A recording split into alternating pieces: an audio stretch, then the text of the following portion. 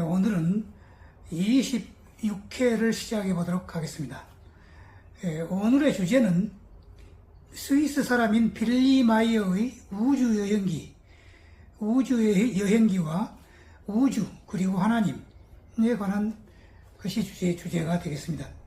우주여인 셰메아제는 스위스의 농부였던 빌리 마이어의 스승이었으며 함께 UFO를 타고서 플레이아데스의 에라 행성까지 가서 여러 가지를 기원학을 하였답니다.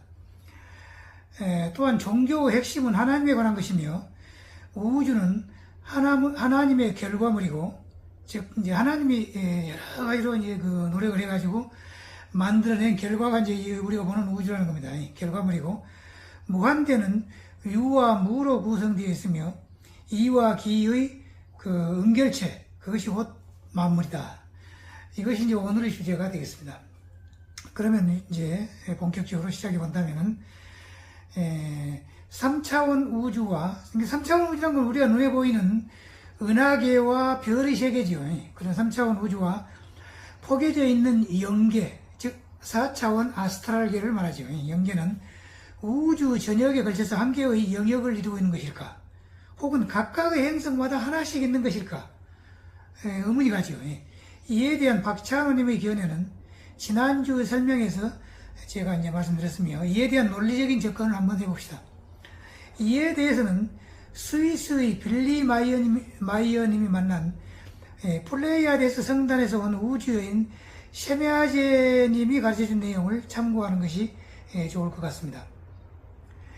셰메아제님이 가르쳐준 내용에 따른다면 지금부터 약 1만 2천년 전에 플레이아데스의 영적인 지도자들은 지구인들의 그 영적인 성장을 돕기 위하여 우리 은하계의 라센이라고 하는 행성, 그 행성에 거주하고 있는 오랜 세월의 진화 끝에 고도의 영적인 수준에 도달하여 육체적인 한계를 극복하고 생존을 위해서 더 이상 육체를 필요로 하지 않는 순수한 영적인 형태로 발전한 사람과 접촉을 해가지고 그를 우주선에 태워가지고 우리 지구에 데리고 올 계획을 세웠다 하는 것입니다. 순수한 영적인 형태로 진화한 사람이라는 것은 결국은 5차원 인간을 말합니다. 그러니까 이제 3차원에서는 이제 우리가 그 과거에 탄소형 그 육체라 그랬죠. 근데 그 수련을 많이 하면은, 즉 몸에다가 빛을 많이 이제 집어넣으면은 우리의 몸이 점차 5차원 인간으로 변해가지고 빛의 인간으로 변한다는 겁니다. 그래가지고 이제 궁극적으로 가서는 5차원, 6차원 인간이 되어버리면은 3차원의 인간의 눈에는 이제 보이질 않게 된다는 겁니다. 이제 그런 그 사람을 이제 우주선에 데리고 지구로 왔다. 이런 얘기인데, 계속합시다. 플레이아데스에서는 그 사람 정도의 영적인 진화를 이룬 사람이 없었기 때문에 라슨까지 갔던 것이다. 플레이아데스인들은 그 영혼을 한 어린이의 몸속에 넣어가지고, 즉 비행기를 시켜가지고 우주선에 태운 후에 지구까지 데리고 왔다는 겁니다. 그래서 지구상에서 그들은 그 영혼을 이제 어린이에게서 빼내가지고, 그러니까 빙의된 영혼을 일단 어린이 몸에서 이제 빼내가지고 일단은 영계로 가게 한 후에, 그러니까 천국계, 지옥계가 있는 그 아스트랄계를 이제 보낸 후에 이번에는 그 영계와 접촉해가지고 지구인으로 태어나게 해가지고 수많은 생애 동안 다양한 사람으로 재생을 하게 됐다, 그런 얘기입니다. 그 영혼이. 그런 때로는 과학자로, 때로는 예언자로 활약하였는데, 그 여러 생애 중에 한 사람이 16세기에 살았던 유명한 갈릴레오가 있죠. 갈릴레이가 있었으며, 또 지금의 빌리 마이어는 1970년대 중반경에 이제 그 플레이아데스의 그 성단, 에라의 성단에서 온 셰메아제 여인과 서로 접촉을 만나가지고 여러 가지 내용을 이제 학습을 했지요. 지금의 그 빌리 마이어는 그 갈릴레오가 재생한 사람이라는 겁니다. 그 내용은 랜돌프 윈터스님이 지은 플레이아데스의 사명이라는 책 27쪽부터 38쪽까지, 그리고 57쪽에 그런 내용이 있습니다. 지난번에 한번 제가 이제 소개를 해드렸습니다만, 그 책이 이 플레이아데스의 사명이라는 책입니다. 이 책이 57페이지에 그런 내용이 있다는 겁니다. 이와 같은 사실이 세미아제님의 여러 가지 말을 종합적으로 볼 때 실제의 일이었다고 이제 저는 판단이 됩니다. 그래가지고 영계는 우주상에 존재하는 각각의 행성 주변에 있다고 생각할 수가 있습니다. 그러니까 아까 그 말한 그 라슨에서 온 그 영혼을 영계를 일단 보냈다가 다시 이쪽으로 데리고 왔다 하는 것은 각각의 행성마다 연계가 있어가지고 그 연계를 벗어날 수가 없기 때문에 바로 이제 데려왔다는 얘기 아닙니까? 그래서 각각의 연계는 전 우주상에 존재하는 모든 연계와, 그러니까 아까 말한 그 연계가 이제 각각의 행성에 하나씩 있고, 행성 주변에 하나씩 있고, 각각의 연계가 우주상에 있는 모든 연계와 서로 이렇게 연결되어 있다, 이런 얘기입니다. 그리고 이제 상호간에 긴밀한 연관성을 갖고 있지 않냐 하는 것이 저 생각이었던 겁니다, 원래가. 그런데 이와 같은 생각이 합리적이고 옳다는 것은 박찬호님이 설명을 해줬다 하는 겁니다. 지난주에 제가 설명을 했죠. 박찬호님의 연계에 관한 설명을. 네. 그러면 이번에는 하나님의 개념에 관하여 생각해 봅시다. 어떤 종교나 그 핵심은 신앙의 대상, 즉 하느님 혹은 하나님에 대한 개념이 될 것입니다.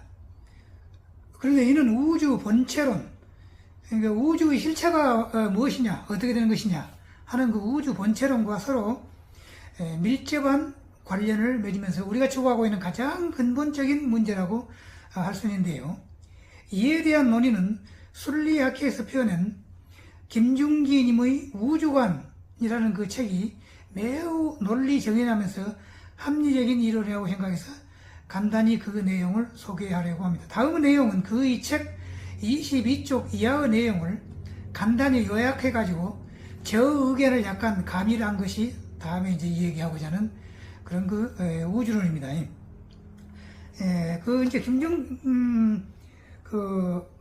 김중기님이 쓴 그 우주관, 제목이 이제 책 제목이 우주관입니다. 우주관.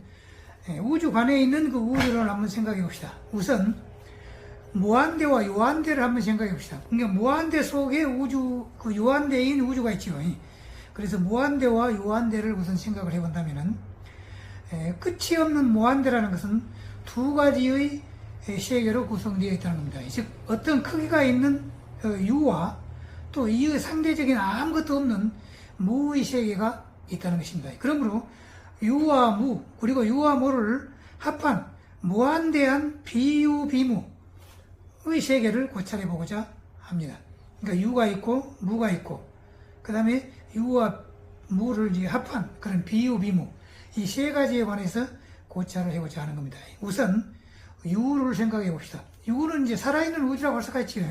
우리 눈에 보이는 별과 은하계, 또 이제 사실 눈에 보이지 않는 또 4차원, 5차원, 6차원, 12차원까지 그게 전부 다 우주죠. 그런데 그건 이제 유라고 할 수가 있겠죠.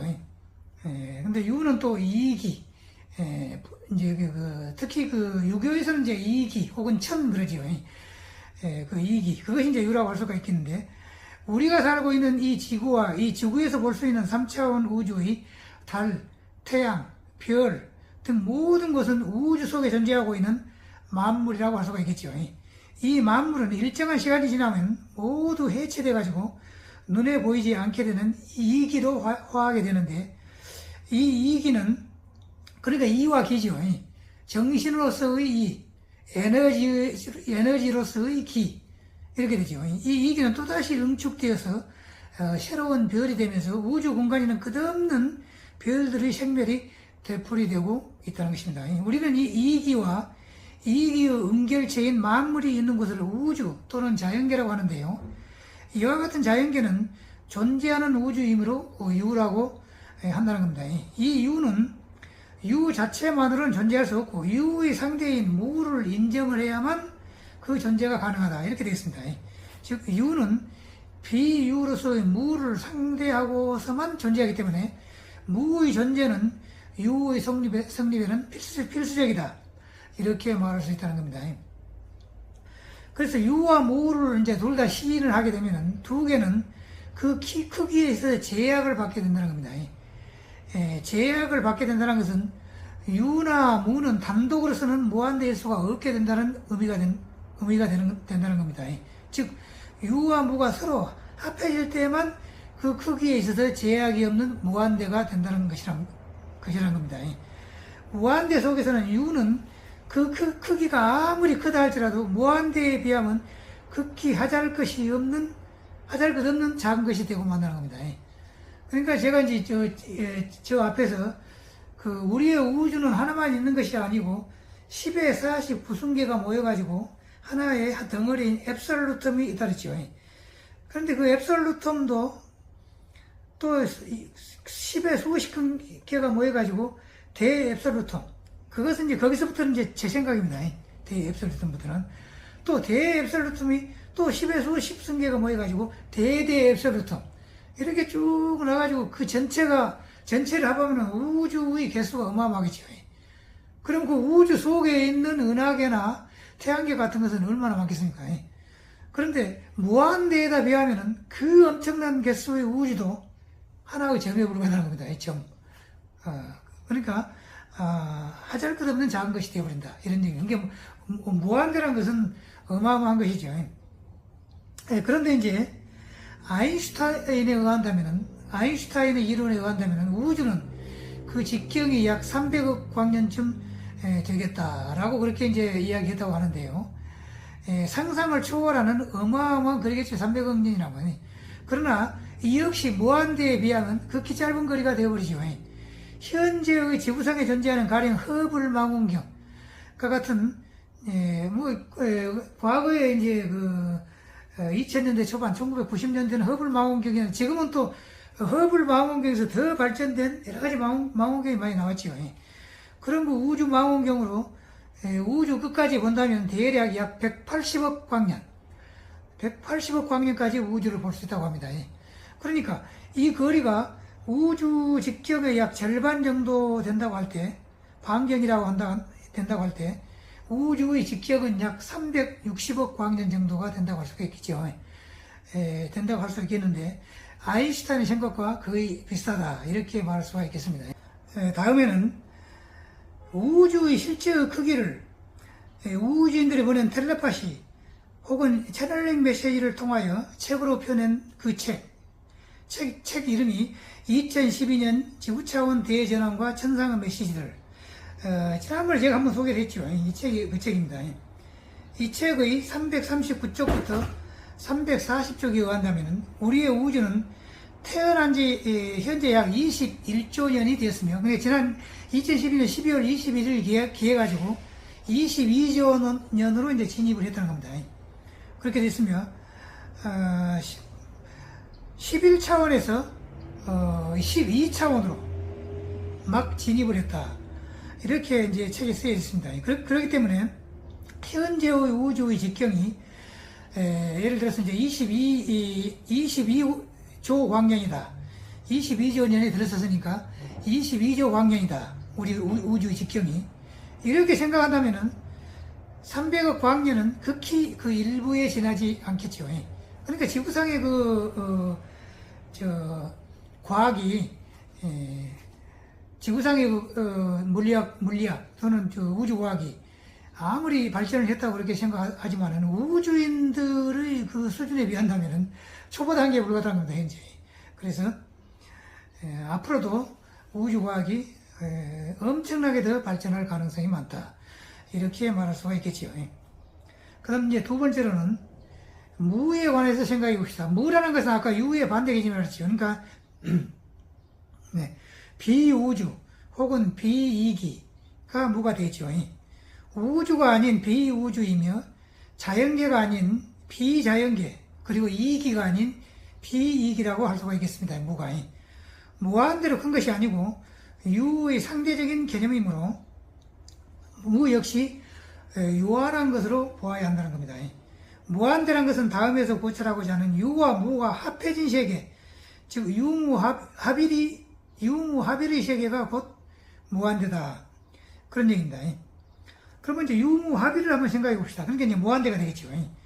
유무합일의 세계는 그 크기에 있어서 어떤 제약도 받지 않기 때문에 문자 그대로 광대무변한 무한대의 세계라고 할 수가 있겠습니다. 그러므로 우리는 무한대 박혀있는 어떤 세계도 인정할 수가 없게 되겠습니다. 만일 무한대 박혀있는 또 다른 세계를 인정하게 되면 무한대를 어떤 경계가 있는 유한대처럼 인식하는 그런 모순에 빠지게 된다는 겁니다.